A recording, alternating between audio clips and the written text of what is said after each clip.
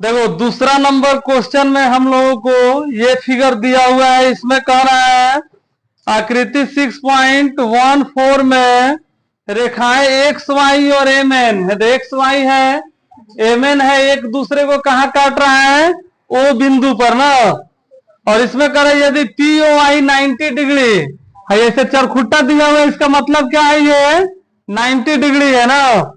और फिर इसमें कह रहा है और ए और बी का रेशियो 2:3 है। देखो ए और बी का रेशियो कितना है? 2:3। तो हम लोग को सी ज्ञात करना है। तो सबसे पहले तुम लोग ये समझो कि रेशियो का मतलब क्या हुआ ना। यहाँ पे तो कोई ना कोई मान ना रहना चाहिए, 30 डिग्री 70 डिग्री ये ना रहना चाहिए ना। तो रेशियो हम लोग को दे दिया। इसका मतलब ये है कि मान लो तुम लोग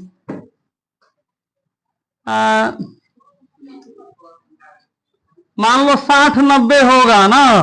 तो 60-90 को अगर हम लोग इस तरह कटाएंगे तो 0 से 0 कट गया, तो 2/3 6 और 3/3 9, तो 2/3 बच रहा है। तो इसी को ना 2:3 हम लोग लिख देंगे। तो हम लोग को मालूम नहीं है कि कौन 60 है कौन 90 है ना, कौन कितना है, तो मालूम है नहीं।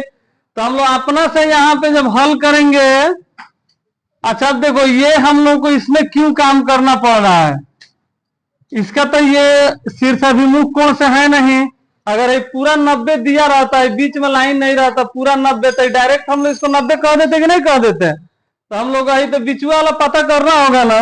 बिचुआ वाला अगर हम लोग पता कर देंगे तो हम लोग देख रहे हैं इस तरह कटा हुआ है, तो दोनों जोड़ के सी हो जाएगा कि नहीं हो जाएगा ना। तो जब इसको हल करेंगे हम लोग, तो सबसे पहले इसको ए बी को हम लोग को काम करना ही होगा।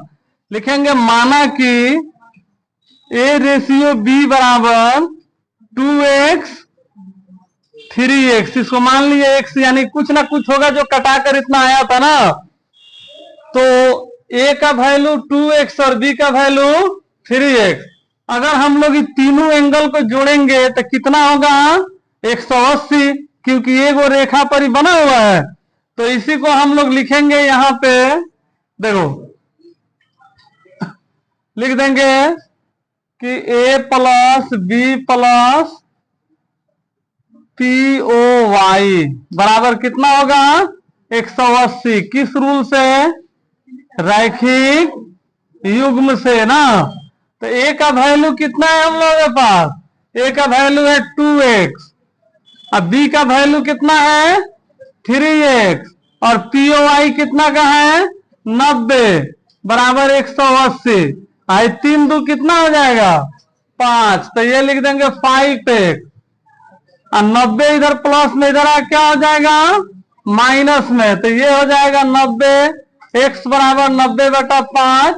तो ये हो जाएगा 5 का 5, 4 5 8 40, 18 डिग्री ना। तो हम लोग का x का मान है 18। तो a का मान कितना होगा? a कितना है? 2x है ना। तो x के जगह पर हम लोग क्या रख देंगे? x के मान में ना रखेंगे, यहाँ पे गुने में छुपा हुआ दोनों के बीच में। तो x का मान 18, 18 दूनी 36। तो a का मान कितना आ गया?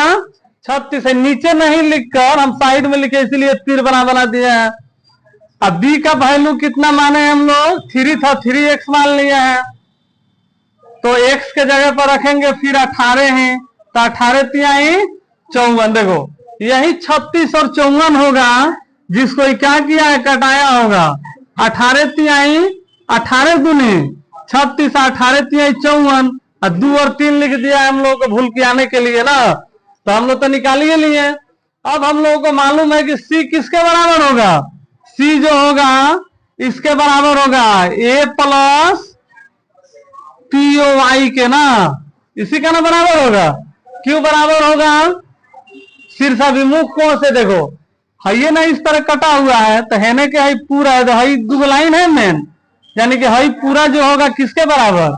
इसके बराबर हो जाएगा ना। तो हम लोग यही लिखेंगे। अब है ना दिख रहा है बड़ा, कहीं करते तो इतना ही बड़ा ना रहता ना। तो सी किसके बराबर है? ए और POI। तो ए का वैल्यू हम लोग कितना है? 36 और POI कितना है?